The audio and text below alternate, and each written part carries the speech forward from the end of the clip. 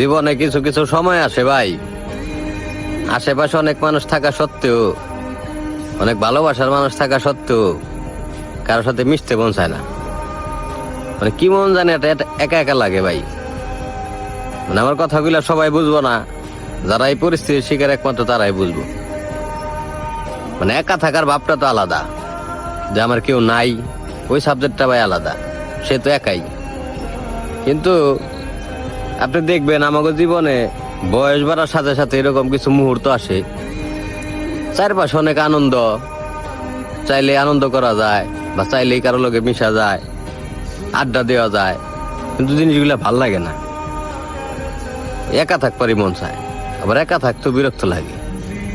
মানে ওই যে একটা কথাই আছে না, যে ভালো লাগে না, কি যে ভালো লাগে না তাও জানি না। মানে এরকম একটা অবস্থার মধ্যে যে ভাই জীবনযাপন পার করতেছি। মানে বিশ্বাস করেন, মানে এই রাস্তাটা কোনোদিন কল্পনাতে আসল না, যে বয়স বাড়ার সাথে সাথে জীবনের মোড়টা এইভাবে ঘুরে দেব।